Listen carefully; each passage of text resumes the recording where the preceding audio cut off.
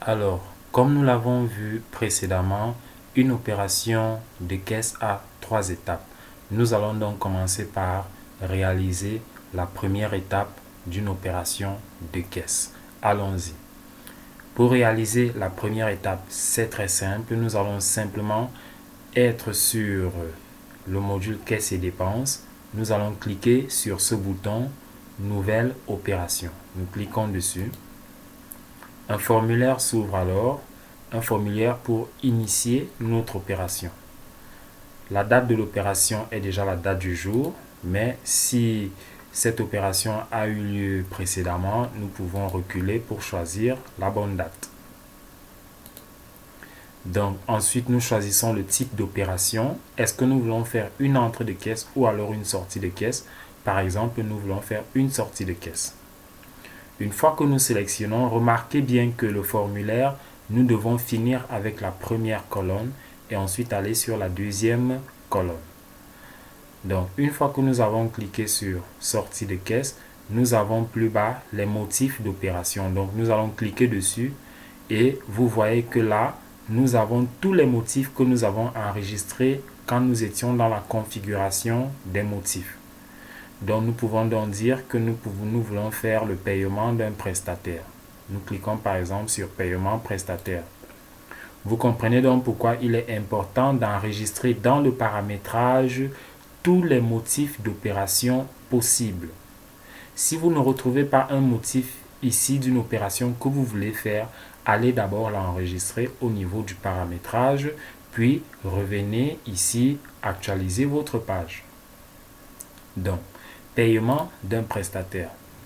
Puisque paiement de prestataire, c'est un peu vague, c'est un motif un peu vague, nous allons ici dans détail dire, préciser le paiement que nous voulons faire.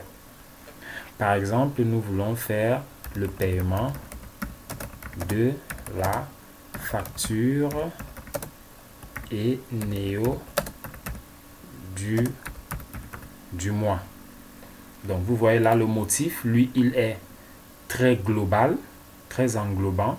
Par exemple, si nous disons achat de matériel, c'est le motif, c'est ce que nous voulons faire, mais on n'a pas le détail de l'achat. Et donc, c'est ici dans le détail que vous allez mettre le détail de ce motif. Ensuite, nous partons sur la colonne qui suit. Nous choisissons le type de destinataire. Le paiement de prestataire que nous voulons le faire à qui? Nous voulons le faire chez un employé ou bien chez un partenaire. Rappelez-vous que dans notre premier tutoriel, nous avons vu les partenaires. Les partenaires qui sont les entreprises avec lesquelles nous avons des opérations. Donc, nous voulons faire cette opération chez un partenaire. Nous cliquons sur partenaire. Et directement plus bas, vous avez ici partenaire qui s'affiche. Et là, vous pouvez donc choisir dans votre liste de partenaires quel est le partenaire qui va bénéficier de cette opération. Par exemple, là, nous voulons faire le paiement d'une facture Eneo. Nous voulons donc la faire chez le partenaire Eneo. Nous cliquons là-dessus. Quel est le montant de cette opération? Nous allons donc là dire le montant de l'opération. Ce sera peut-être une facture de 15 000. Voilà. OK. Bien, ensuite, pour la dernière section là, nous avons des frais additionnels. Si la personne, nous envoyons peut-être quelqu'un payer cette facture et que cette personne a de l'argent de taxi que nous allons lui donner en plus, nous allons donc mettre là sur la dernière section, regardez bien. Sur la dernière section là, nous mettons là le libellé du frais additionnel aux 15 000 que nous avons mis plus haut. Par exemple, nous mettons là frais de taxi. Et à côté, nous mettons le montant, par exemple, 1000 francs. Donc, nous avons mis la date de l'opération, nous avons choisi le type d'opération, nous avons choisi le motif, nous avons mis un détail pour le motif, nous avons choisi que nous voulons faire cette opération chez un partenaire, nous avons choisi le partenaire, nous avons mis le montant de l'opération, et il y a eu un frais additionnel que nous avons nommé frais de taxi et que nous avons mis à 1000 francs. Une fois que cela est fait, nous cliquons simplement sur le bouton enregistrer et voilà, notre opération a été initialisée. C'est la première étape pour aller jusqu'à la fin d'une opération de caisse. Vous voyez donc que cette opération est sur votre tableau. Opération du 3 août, c'est une sortie chez un partenaire Eneo.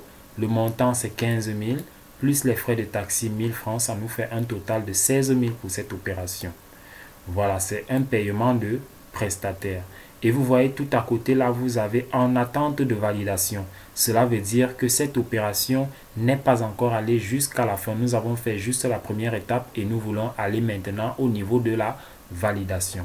Pour cela, rendez-vous au prochain tutoriel. Merci.